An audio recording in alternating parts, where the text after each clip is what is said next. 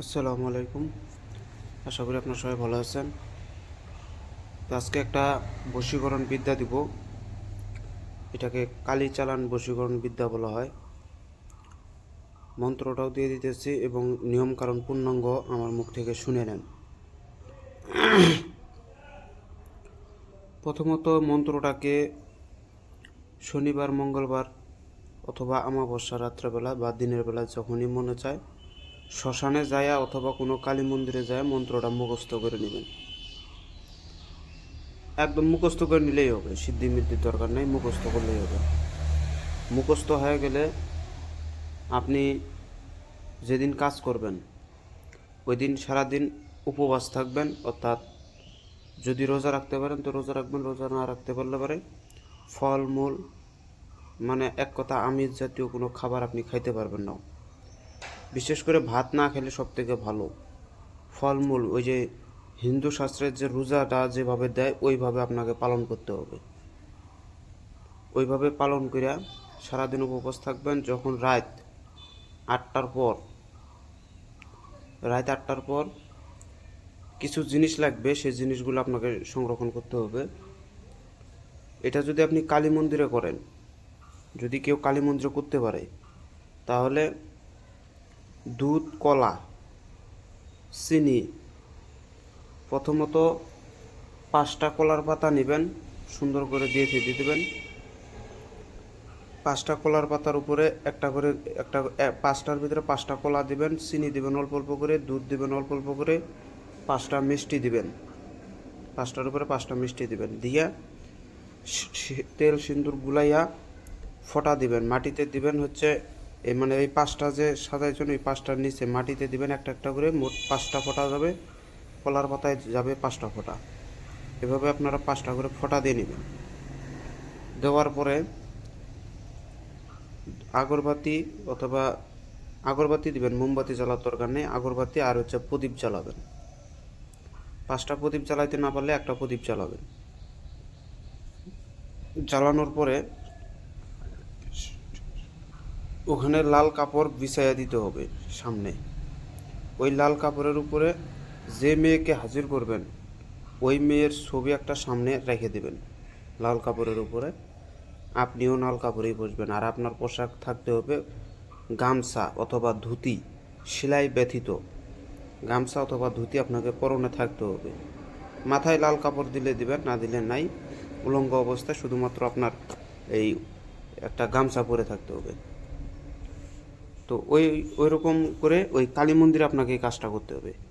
আর যারা কালী মন্দিরে পারবেন না তারা শ্মশানে করবেন। আর শ্মশানে করলে একটু ভেজাল বেশি হবে, মানে জিনিস একটু বেশি লাগবে। সেটা যে এই যে 5টা গেল, এই 5টাই শ্মশানে আবার এই একইভাবে সাজাবেন। তার সাথে বাড়তি লাগবে হচ্ছে মাছ ভাজা, তারপরে একটু মদ, তারপরে ছোলা বুট ভাজা, চাল ভাজা, হ্যাঁ, এই জিনিসগুলা ওখানে কিন্তু আপনাকে লাগবে। তিল 3টা ভাজা দিবেন, এক কথা 3টা ভাজা, আর মাছ ভাজা দিবেন একটা, আর সাথে একটু মদ। শোষণে করলে পরে মা কালীর জন্য করে যেই 5টা ভোগ আলাদা করে রাখবেন, এটা এক সাইডে রাখবেন, আর এক সাইডে ওই শ্মশানের ভোগগুলো রাখবেন। রাখার পরে ওখানে একটা আগুন জ্বালাবেন, জ্বালাইয়া ওই যে শ্মশানের যে ভোগগুলো আছে ছোলা বুট ভাজা, চাল ভাজা, মাছ ভাজা, মদ, এটা অল্প অল্প করে ওই আগুনের মধ্যে দিবেন। দিয়া ওই একটু মদ ঢেলে দিবেন ওই আগুনের মধ্যে দিয়া, সামনে তো মা কালীর ভোগ আছে, এখন আপনি ওখানে বসে থেকে ওই মেয়ের ছবিটা সামনে রাখিয়া মেয়ের দিকে তাক করে, মানে চোখের দিকে দৃষ্টি করে আপনার মুখ থাকতে হবে উত্তর দিকে। ওখানে বসে থেকে মন্ত্রটা 108 বার খালি জপ করবেন। আবারও বলতেছি, শুধু এই যে পোশাকটা থাকবে গামছা, এছাড়া কিচ্ছু থাকবে না শরীরে। মাথায় লাল কাপড় দিলে দিবেন, না দিলে নাই। এই অবস্থায় 108 বার হচ্ছে আপনারা মন্ত্রটা জপ করবেন। জপ করা শেষ হয়ে গেলে, জব করা যদি শেষ হয়ে যায় তখন আপনারা ওখানে যে জিনিসগুলা ওই ওখানে দিয়ে রাখছেন ওগুলা ওইভাবেই থাকবে ওখানে। আপনি শুধু ওখান থেকে উঠে সুন্দর করে চলে যাবেন, ছবিটা নিয়ে সুন্দর করে চলে যাবেন।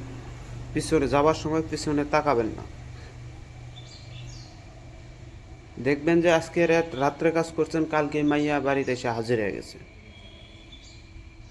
এটাকে ডাইরেক্ট চালান বলা হয়। আরও কিছু চালান আছে যেগুলো বাসায় ফালাইতে হয়, যেমন ফুল প্রদীপ, এগুলো ফালাইতে হয়।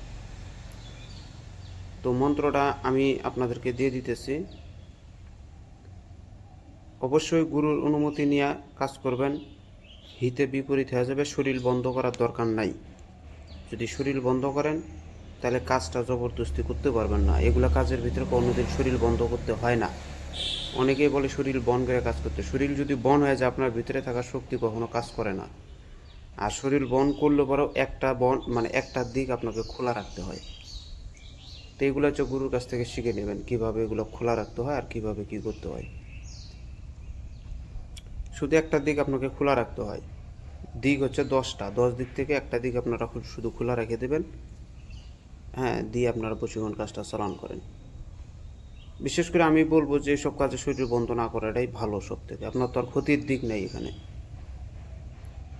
তো আমি মন্ত্রটা দিয়ে দিতেছি, আপনারা দেখেন।